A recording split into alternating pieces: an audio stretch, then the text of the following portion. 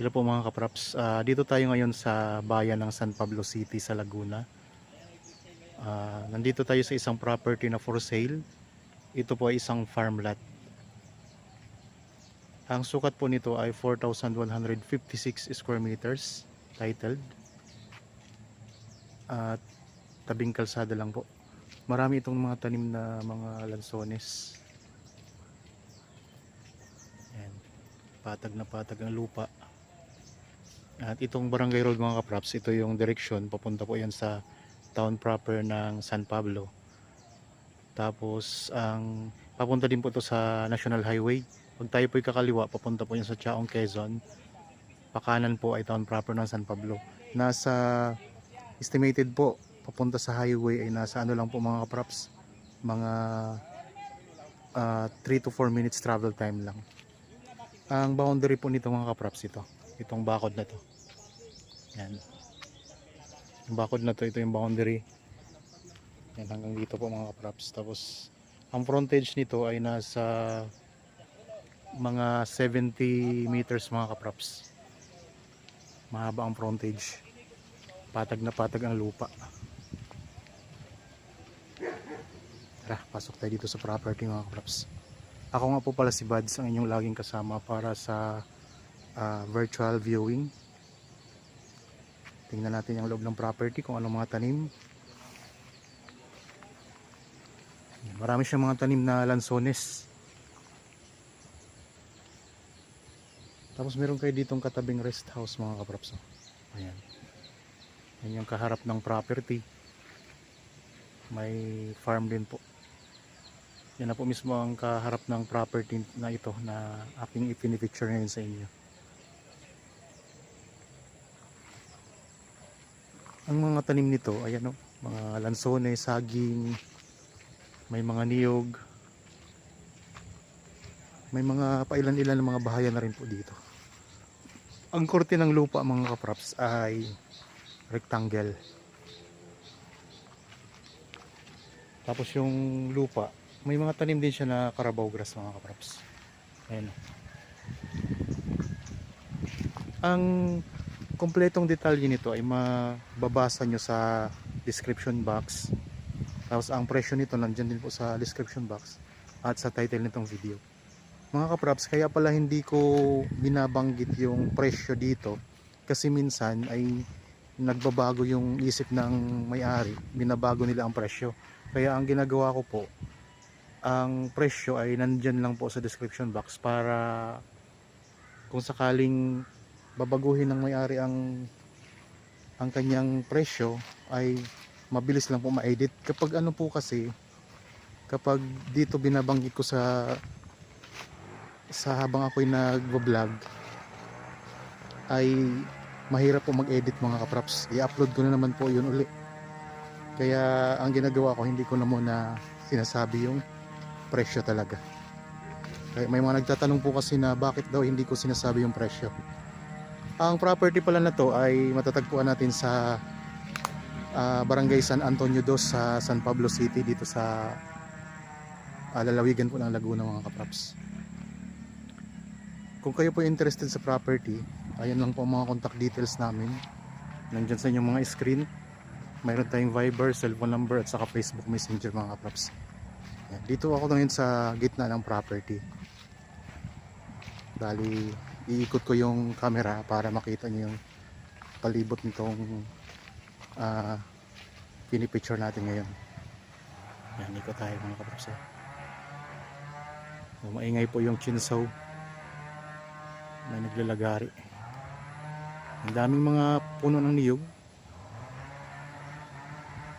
Tapos tingnan nyo, ang dami ding mga lansones mga kapraps. Mga saging. Tatlong klase ang tanim dito. Lansones, niyog, mga saging. Yun po yung tanim ng property mga kapraps. Kung sakaling mahilig pa kayong magtanim, ayan, malawak po yan.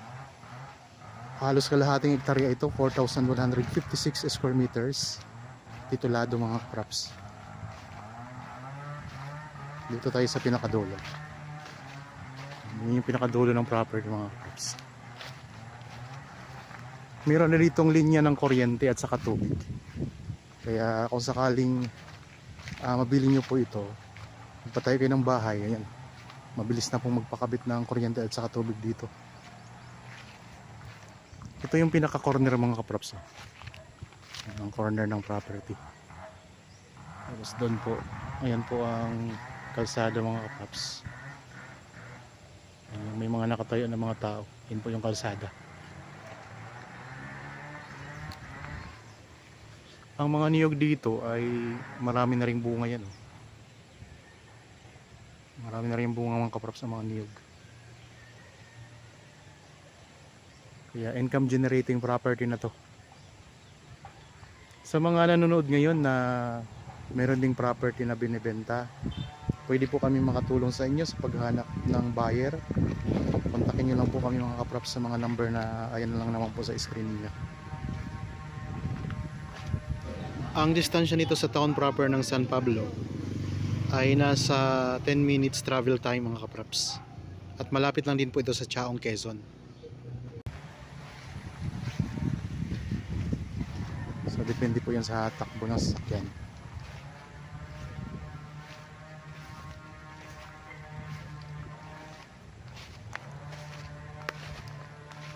Yan lang kalsada mga kaprops. Ito ay wala pang di pa palibot yung bakod niya. Ang may bakod pa lang po mga kaprops dito sa gilid. May bakod na po yan.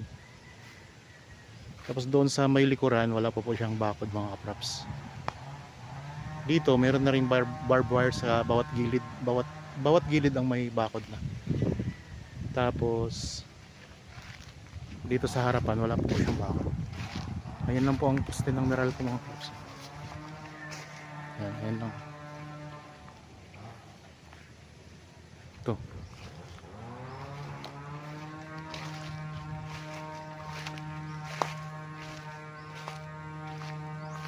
Itong direksyon na to pupunta yan sa iba pang mga barangay.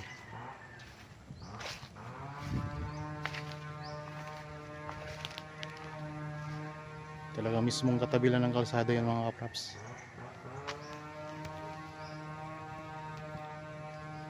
Gandang property to. Pwede ditong rest house mga kaprops. Yan. Yan yung pinaka boundary nya. Tapos dito sa kabila naman po, doon naman po sa may poste mga kaprops, yan yung poste na yun. Yun yung pinakadulong boundary. Ayan ang poste ng Meralco.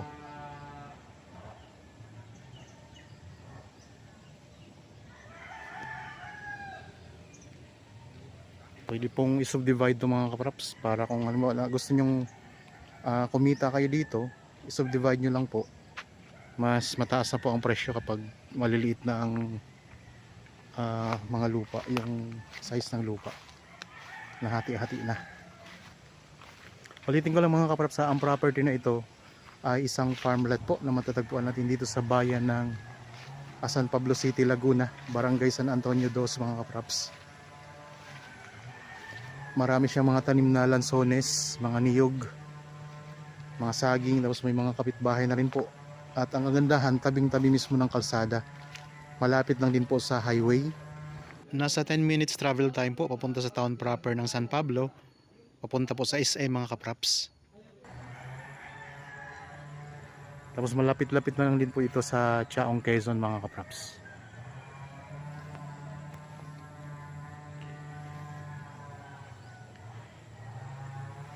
Okay, sana nagustuhan niyo itong property.